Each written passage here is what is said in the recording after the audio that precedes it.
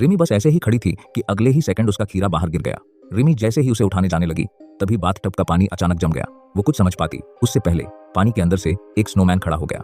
रिमी बुरी तरह डर गई, लेकिन वो जितना भी छटपटाई स्नोमैन उसे छोड़ने को तैयार ही नहीं था। और अच्छी बात यह थी कि बस फिर वो खुद ही तुम्हें नुकसान नहीं पहुंचाएगा। सिर्फ आधे साल से भी कम समय में रिमी जमीन पर गिरकर सो गई।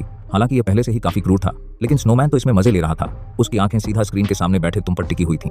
ओह, I must remember to self love. आवाज सुनकर बॉयफ्रेंड अंदर आया, लेकिन अंदर आते ही स्नोमैन ने उसे एक घूंसा मारकर गिरा दिया। जब उसने देखा कि ये स्नोमैन सच में हिल डुल रहा है तो घबराहट में उसने तुरंत स्क्रू ड्राइवर उठाया और बिना कुछ सोचे सीधे उस पर वार कर दिया। लेकिन उसने सपने में भी नहीं सोचा था कि लगातार 19-20 वार करने के बाद भी स्नोमैन पर जरा सा असर नहीं हुआ। गया भाई, अब तो सच में बीबीक्यू हो गया। गुस्से वाला स्नोमैन और भी ज्यादा गुस्सा हो गया और अगले ही पल उसने एक तीर छोड़ दिया। आदमी वहीं पर सीधा निपट गया। फिर रिपोर्ट मिलने पर लोग वहां पहुंचे, लेकिन रास्ते में उन्हें एक स्नोमैन दिखा। शुरुआत में उसने ज्यादा ध्यान नहीं दिया, उसे लगा शायद बस रास्ता भटक गया होगा। वो स्नोमैन को हटाने ही वाला था कि जैसे ही दोबारा पास जाकर देखा, स्नोमैन गायब था। वो कुछ समझ पाता उससे पहले स्नोमैन एक बिल्कुल नई सेकंड हैंड गाड़ी चलाते हुए आया और सीधे उसे कुचलकर कीमा बना दिया। ये कहानी हमें सिखाती है, कभी भी स्नोमैन मत बनाना, वरना खत्म ना होने वाले लंच बॉक्स मिलते रहेंगे।